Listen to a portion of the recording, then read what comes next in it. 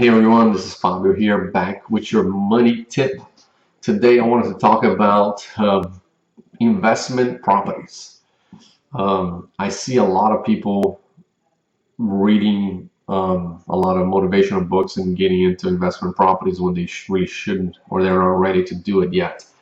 So I wanted to break down a few tips and share a little bit of the pain that I had personally with rental properties. Uh, so I made a few notes here. One of the first thing is you need to ask yourself, are you a handy person? Because if you're not, then rental houses may not be for you. Okay, if you have to hire somebody to fix everything in the house, it's going to take a lot of money away from your cash flow. Two is your work schedule flexible? So what do you do for a living? Guys, it's really time consuming to deal with tenants, renting the house, showing, fixing AC, plumbing, all that kind of stuff. So if you can't get off work, it may not be a good fit for you. You have to have a really flexible schedule to be able to handle rental properties. Three, how old are you?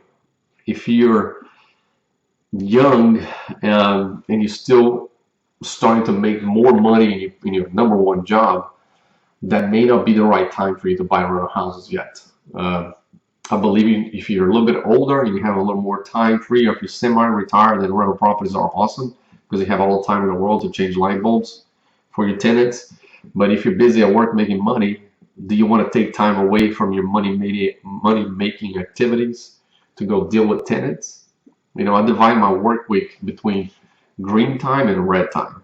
Green time is anything you do that makes you money, and red time is the headaches you have to deal with that don't bring you any money. Okay, so when you buy a rental house, you're just adding red time to your week, no green time.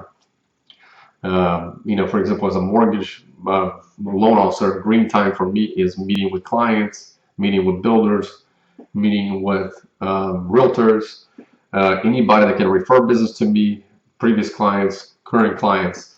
If you're a realtor, that will be builders, financial planners, CPAs. Depending on your line of work, you got to divide green time versus red time. And if you're adding too much red time, you're not going to have time for green time. So to make an extra $300 a month for a rental house, is it really worth losing that $5,000 deal? So that's something you need to consider. The life expectancy of the rental house. That's something that a lot of people don't take into consideration.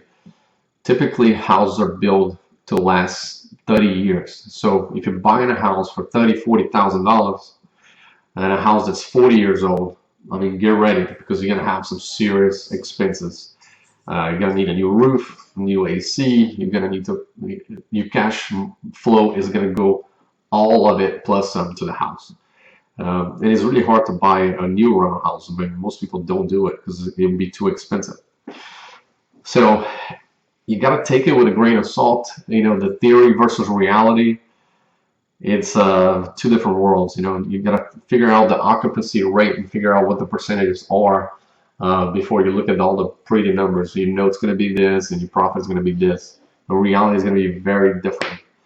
I used to own a fourplex at Illican. I can tell you that reality and theory are two different things. We would love to talk more about this. This is a big topic, and we can go on and talk about it forever. But if you want to get into rental properties and you want some tips and advice, please give me a call. I'd love to talk to you. My cell phone number is 337-349-5626. Have a great week. Bye.